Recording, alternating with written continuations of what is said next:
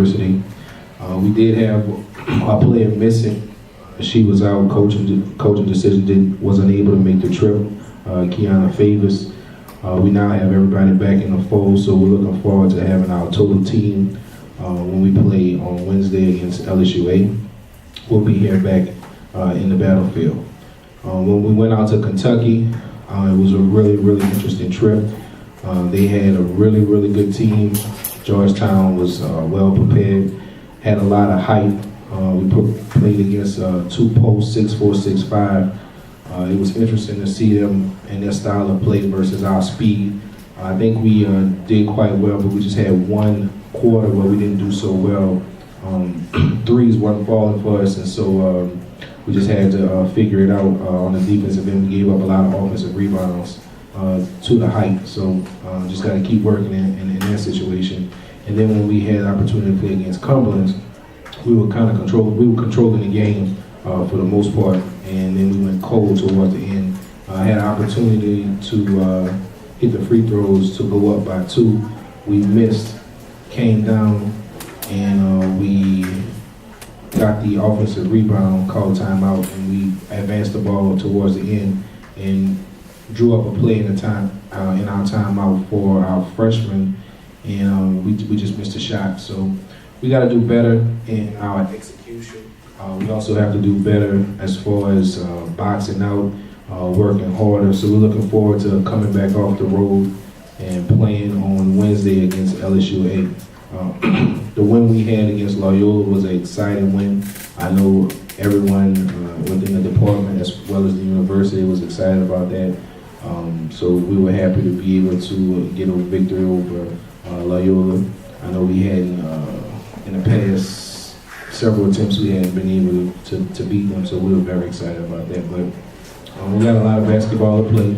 We're looking forward to moving forward and what the season has in store for women's basketball. Any questions? Loyola obviously has a team that does well in this conference.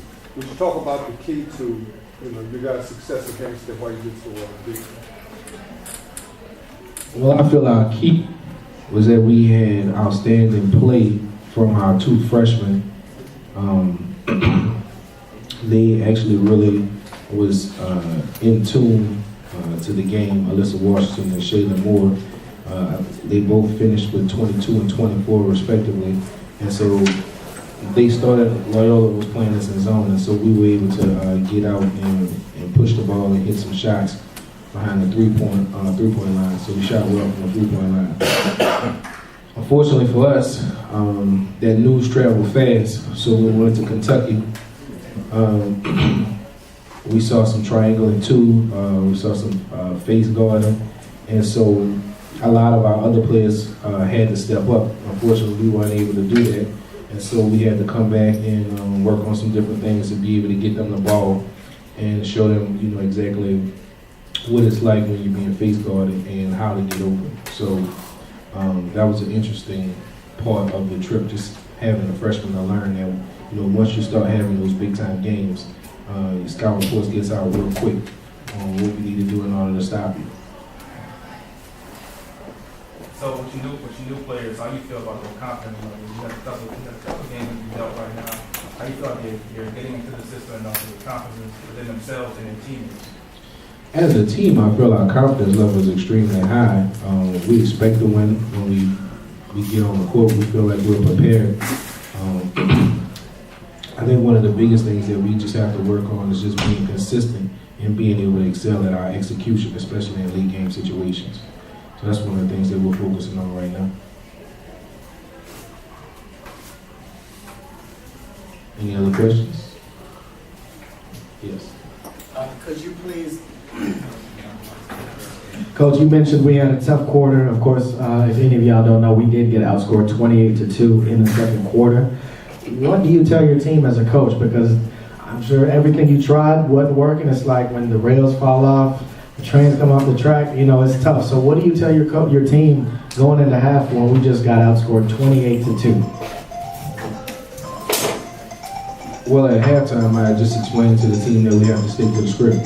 That was one of the biggest things. We got away from playing team basketball. I believe in the first quarter, it was 23-18, and then we came out in the second quarter, we just stopped playing team basketball. We went more to one-on-one, one-pass shot, and those three-point shots led to long rebounds, but led to breakout fast breaks, and we weren't getting back on defense. At halftime, we made a couple of adjustments. We were able to get back in the game, but never really able to overcome the huge deficit that we created for ourselves. So the game was pretty much even from halftime to the end of the game. We just never was able to overcome the huge deficit. One of the biggest things I think that stood out the most was that we gave up 18 offensive rebounds, and we also fouled a lot. They shot 28 free throws, and I believe we only shot 11. And out of the 11 free throws, all was shot by Alina Evans, and she was 6 for 11. So we didn't really go to the line that much.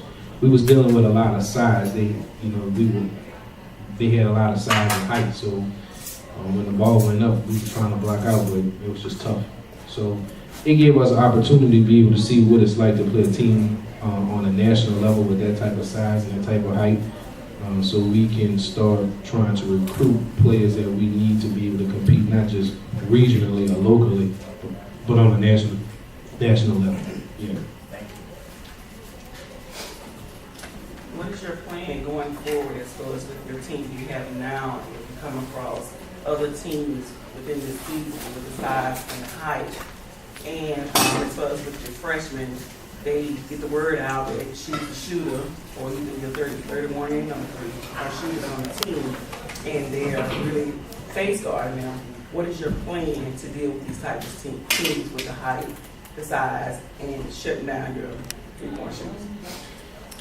That's a good question. Well, as far as the height is concerned, that's probably Georgetown and University of Cumberland are probably the tallest teams that we'll see all year.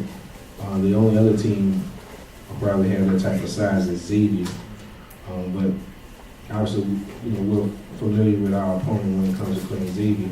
So a lot of times our speed and athleticism can neutralize the other team's height and size. But unfortunately for us, University of Cumberland as well as Georgetown, they were able to shoot the three-pointer as well as we were. And they had multiple shooters. So it was a difficult matchup. It was a really difficult challenge for us. Just something that we need to go back and look at to make sure we're better prepared. So that's on me as a head coach. Secondly, we put in some new stuff to be able to get our players open. So when we do see that, as well as to be able to highlight other players that are on the team, to put them in position to be able to better execute and look for their shots as well. We had some people that came off the bench, that knocked down some shots for us as well, but we just have to be a little more consistent and trust one another in our offensive execution, as well as making sure that we're getting back and we're blocking out on defense and not giving up all those offensive rebounds. Speaking of rebounds, I noticed when y'all played Loyola, anytime the ball went up, those girls were boxing out, whether it's the shooter with whoever, they boxed out. What is your plan as far as with your team? Because I noticed the team doesn't really put their behind on someone and really box them out. Because you can be tall all day long, but if I'm boxing you out, you're not going to get that rebound. I would rather see that ball hit the floor before I let you come around and get the rebound. That's something we've been emphasizing in practice, and we've really been drilling to get the girls to understand that you have to box out and be a little more physical in our approach. I would say maybe the last 2 games we've been watching the ceiling tiles. So I tell them, the ceiling tiles are not going to fall down. We have to make sure that we're putting our body on our opponent and then we're boxing out. So we've really been emphasizing that in practice to make sure that they understand that we have to be physical, we have to be intense. And I think that's something that they're understanding moving forward. We do have a lot of freshmen, so they still are grasping the intensity level of being able to play in college. So that's a transition period that I think we're working through as a team. One of the biggest things I think that we could do is just continue to trust one another and trust the process and make sure we understand that we win as a team by doing the right things and not focus so much on the outcome, just focus on the daily grind and make sure we focus on the process.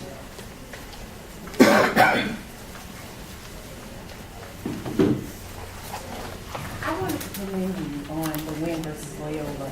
I was so excited being in the atmosphere, and you can tell that the crowd itself, they were really into the game, and the girls are really getting into it. So congratulations on that. Thank you. The atmosphere was definitely great. We were excited to be in the atmosphere. The battlefield is always packed.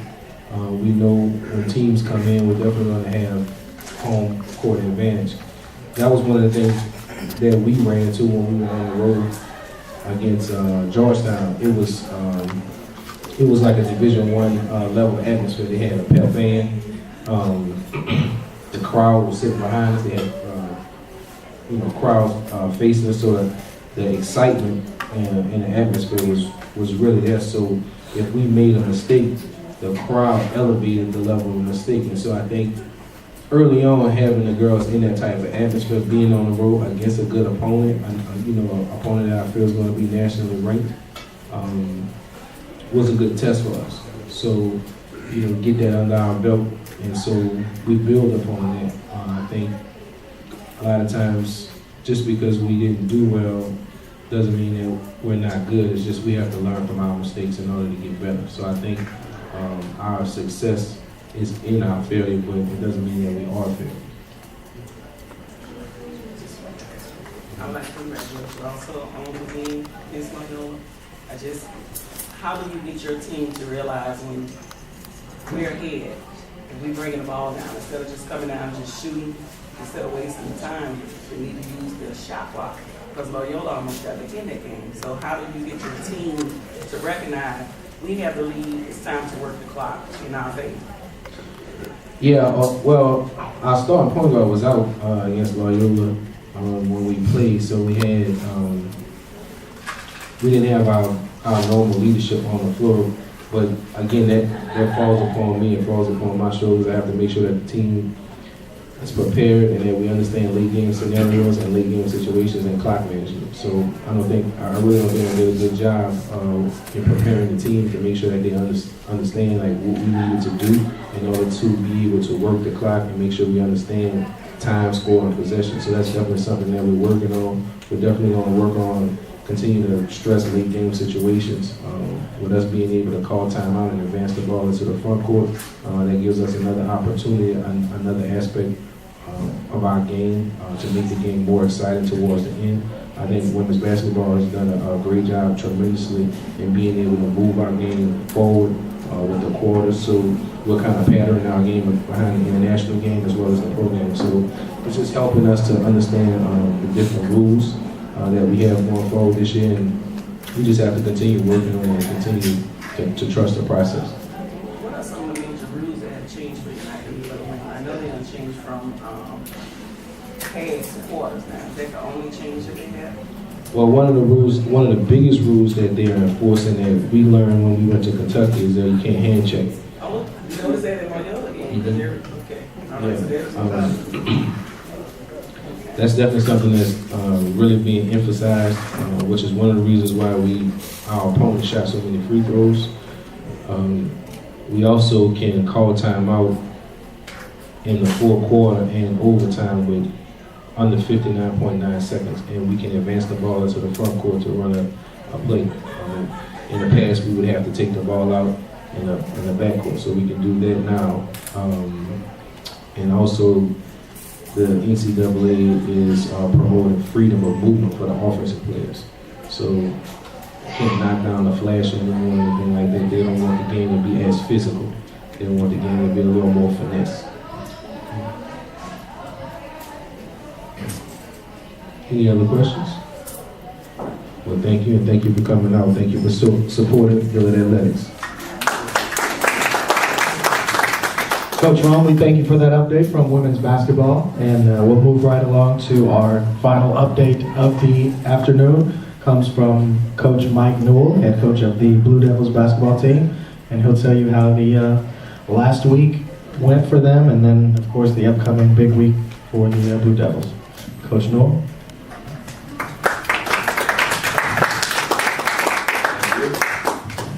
Coach Rome, just a little bit of advice from a veteran of 35 years. Next time you get down 30, get your 2 T's and get thrown out. Put it on the assistant coach and let them coach the rest of it. Isn't winning great? I tell you, it feels good to be a Blue Devil. I noticed Mark Barnes is not here today. See, he's out there raising money. He doesn't know how much longer we're going to be undefeated. So, but we're lucky to be 2-0, and of course we're glad to be. Speaking of the devil, here's his song. But we were 1 for 21 from the 3-point line, and we were 23 out of 40 from the free throw line, and rebounding saved us. We out rebounded by 20 rebounds. And of course, we're leading the nation. Somebody asked me this